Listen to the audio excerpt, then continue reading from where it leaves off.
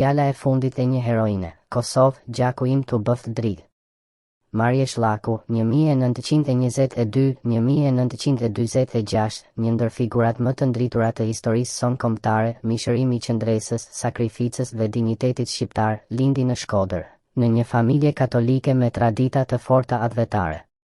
E rritur në një mjedis ku dashuria për dijen dhe adheun ishin vlera themelore, ajo u arsimua fillimisht në Shqipëri e më pas në Itali, ku fitoi një kulturë të gjerë humaniste dhe patriotike që do ta udhëhiqte gjatë gjithë jetës. E re në mosh, Marje Shlaku u përfshi me pasion në lëvizjet advetare dhe antifashiste që luftonin kundër pushtimeve të huaja. Gjatë luftës së dytë botërore, ajo u bë pjesë e rezistencës shqiptare kundër pushtimit italian e më pas atij gjerman, duke mbajtur qëndrim të patundur për lirinë e kombit. Por ideali i saj nuk përfundoi me mbarimin e luftës. Shlaku vijoi betejën e saj edhe kundër regjimit komunist jugoslav, i cili, nën maskën e vëllazërim bashkimit, shtypte me dhunë dhe terror popullsinë shqiptare në Kosovë. E kapur nga autoritetet jugoslave në vitin 1946, ajo u torturua barbarisht për të rrëfyer dhe tradhtuar bashkëluftëtarët e saj, por qëndroi e pathyeshme deri në fund. Në moshën vetëm 24 vjeçare, Marje Shlaku u pushkatua, duke u shndërruar në një simbol të pavdekshëm të qëndresës shqiptare dhe të virtytit themëror. Sot, emri i saj qëndron i gdhendur në kujtesën kombëtare si një nga heroinat më të mëdha të kombit, një grua që, në kohë errësire e pushtimi, mbeti dritë e pashuar për lirinë, dinjitetin dhe identitetin shqiptar. Marje Shlaku nuk ishte thjesht një mësuese apo aktiviste, ajo ishte zëri i një brezi që nuk pranoi kurrë robërinë. Marje Shlaku lindi më 22 tetor 1922 në lagjen Badra të Shkodrës, në një familje të ndershme dhe me tradita të thella advetare. Prindërit e saj, Mark Simon dhe Dila, ishin me origjinë nga fshati Palai Dukalgjinit, një trevë e njohur për burrinë, besën dhe dashurinë për vendin. Qysh në fëmijëri, Marje tregoi një zgjuarsi dhe përkushtim të veçantë ndaj dijes, duke u dalluar për seriozitetin dhe pasionin e saj për mësimin. Ajo kreu arsimin fillor dhe të mesëm në institucionet më të njohura arsimore të kohës, në shkollën e motrave stigmatine të Shkodrës dhe më pas në gjimnazin Francescan për vajza, ku u formua si një vajzë me kulturë të gjerë, mendim kritik dhe ndjenja të forta morale. Fryma humaniste dhe edukata e saj e përkryer u pasuruan mëtej gjatë studimeve të larta në Fakultetin e Letërsisë dhe Filozofisë në Rom, ku u zhyt në botën e ideve, artit dhe reflektimit mbi fatin e kombit të saj. Por rrjedhat e historisë do ta ndërprisnin këtë rrugëtim akademik. Me shpërthimin e luftës së dytë botërore, Marje u detyrua të kthehej në Shqipëri, duke u përballur me realitetin dramatik të pushtimeve dhe përçarjeve politike. Pas kthimit, ajo nisi punë në Ministrinë e Punëve Publike, ku shfaqi një ndjenjë të lartë përgjegjësie dhe aftësi të spikatura organizative. Më 25 shkurt 1943, u emërua inspektore financiare për Kosovën, një detyrë me rëndësi të veçantë në një kohë kur kufit politik dhe fatet kombëtare po lëkundeshin.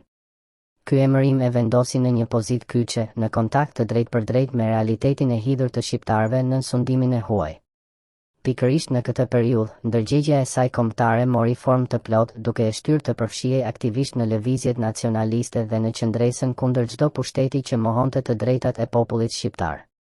Kështu nisi udhëtimi i saj heroik, nga auditorët e Universitetit në Rom, drejt betejës së pandalshme për liri dhe dinjitet kombëtar, që do ta kurorëzonte emrin e saj në përjetësi. Qëndresa gjatë luftës së dytë botërore. Gjatë luftës së dytë botërore, Marje Shlaku u bë një ndër figurat më aktive të rezistencës shqiptare kundër pushtuesve italian dhe më vonë atyre gjerman.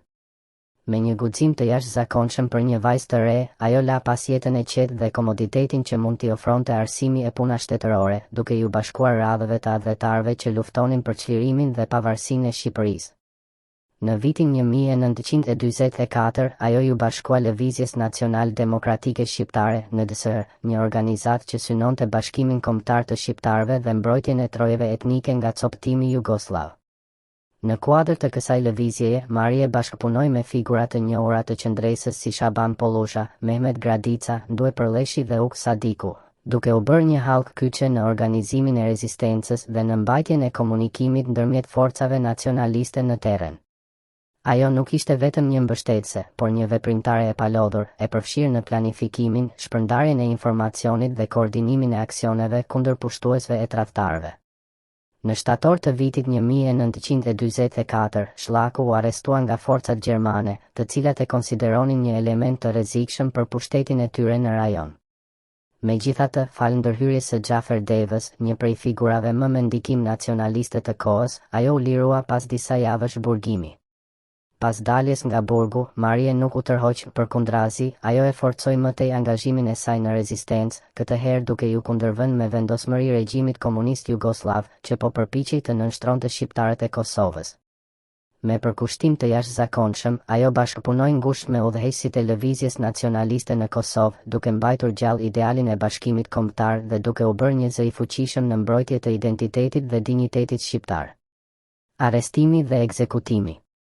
Në fillim të vitit 1946, aktiviteti i saj i pandalshëm ra në vëmendjen e autoriteteve jugoslave, të cilat e arrestuan nën akuzën e agjitacionit kundër shtetit dhe bashkëpunimit me armiqtë e Jugosllavisë.